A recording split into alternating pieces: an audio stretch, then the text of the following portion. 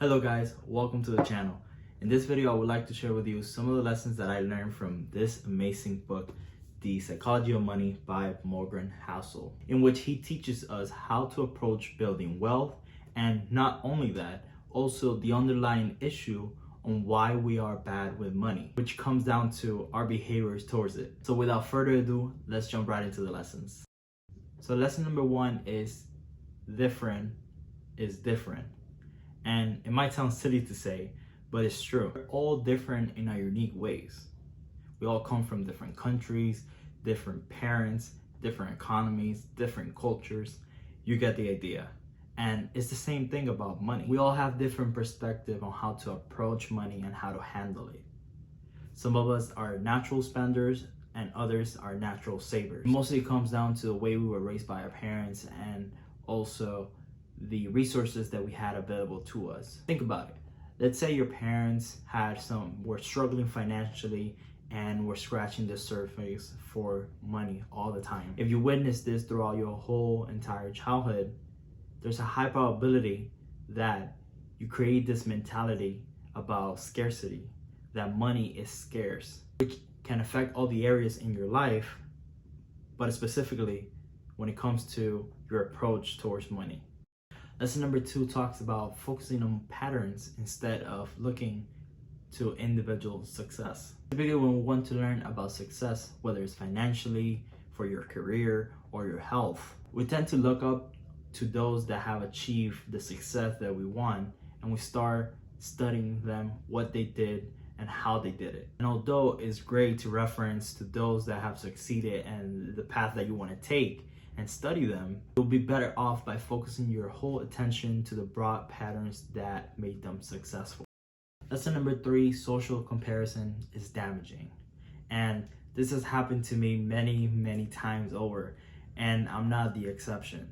I'm still really bad at it because sometimes I'm comparing myself to others, which is totally horrible and not healthy for me. We must learn to shift that mindset that we have of constantly comparing ourselves to our neighbors, our friends, our family, our co-workers, like it's some type of competition, which it isn't. And we don't need the newest car, the newest iPhone, or the newest TV, or the newest system, our home audio system, or keep up with our celebrities, the newest sneakers. None of that. What we need to do is define who we are and focus our full attention towards the things that we value the most, such as our health, our family, and vacationing, and among other things. And to take myself as an example, I have compared myself to other YouTubers that I look up to and I am inspired by seeing how they interact with the camera, or how their video editing skills are really good, or even how fluently they can deliver a message. But there's where I stop myself on that thought and think to myself, I cannot compare to them because this is my chapter one. What you see right here might not be the greatest video in the world because it's one of my first videos. So it cannot be great. It only can improve from here. And to think about it, these people have gone through many videos, so it's normal for them to be better than me because they have put in more hours and more effort, and that is why they're really good. Lesson number four is creating a safety net, which is really crucial to me because before, a couple years ago, I didn't know anything about what financial stability was about, but since I've been reading a bunch of books and informing myself on all these topics, I know that we need to create a safety net in order to have some financial stability. And safety net pretty much is what other financial experts call an emergency fund. Because let's be honest, things are going to happen in our lives and we need the necessary resources in order to solve those problems. And money solve those type of problems. Your engine can stop working, or you gotta take a couple weeks from work because you're really sick. Creating a safety net allows us to create this peace of mind that we're able to respond to those difficulties that come in our way. and also not be stressed about where to find the money for those difficulties, or even worse, getting into debt because of it. So number 5 is save with no goal in mind. It is very common nowadays that we save with a goal in mind, such as the down payment for a home, or for buying the car that you really want, or even go to the vacation that you cannot wait to go to. Although it is great to save for those type of goals, we also need to save with no specific goal, because it creates the ability to obtain the highest wealth that any person can gain, which is the ability to control their time, which creates the flexibility to choose our own path and work on the project that motivates us or inspires us the most. A quote from the book that really resonates with me in this section is, the ability to do what you want, when you want, with who you want, for as long as you want. And that's what money can do for us.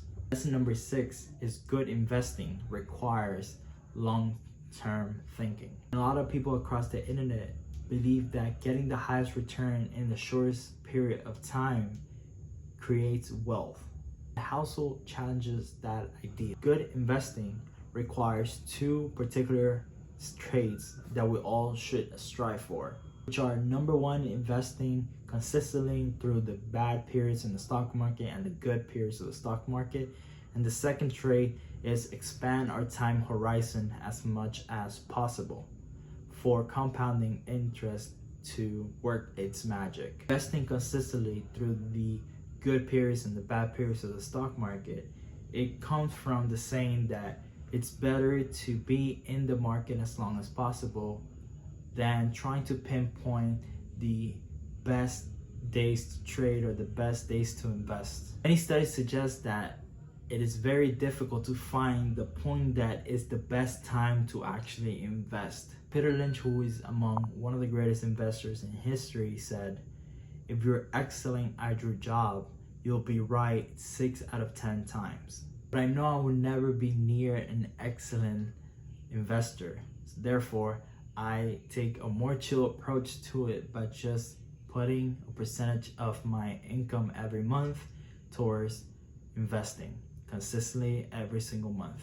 The second trait is being in the market as long as you can, pretty much expanding the horizon of your investing for as much as you possibly can, because it can give the effect of compounding interest. So essentially, if you guys don't know what compound interest is, let me show you through some graphics. So pretty much if you get a graph that is like this, sorry, I'm not the best drawer. You get time on the x-axis, going back to the math class. And then in the y-axis, you have what is the amount of money. Then if you look at, let's say, for example, a 24-year-old like me, so this is gonna be, like, I'm 24, and I'm gonna retire at, let's say, I'm gonna stop investing at 65. Obviously, from the time you're 24, maybe you don't have a lot of money, or you cannot invest a lot, but eventually, while you progress in your career and you start getting a little bit more money, then you'll be able to invest more. So it goes like this. So pretty much, let's get the purple color. So pretty much at the beginning, you're gonna see really slow, steady, maybe a little bit of growth. But as time goes by, you're gonna see this exponential curve. So pretty much the longer you keep that money invested in the market for, let's say in this example, 41 years, you're gonna end up with, obviously, if you have 8 or to 10%, which is that the compound interest of the market, you most likely will have $1 million. Obviously, this depends on how much you invest. Maybe you get more, maybe you get a little bit less, but overall, this is how compound interest works. So pretty much, you gotta leave that money invested as long as you can in order for the compound interest to work. And it's gonna take some time. At the beginning years, it's gonna be like, man, I'm not making progress. But after the 15, 20, 25 years of that money invested in the market is going to grow. This is what we call the exponential curve. So exponential curve. So I hope you guys understand that.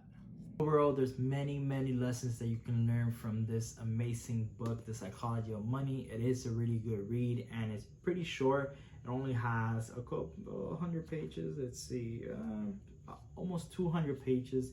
It's really short, and I'll be leaving the link down in the description in case you want to buy it, and by that you'll be supporting the channel. It has been quite some learning and some time to put it together.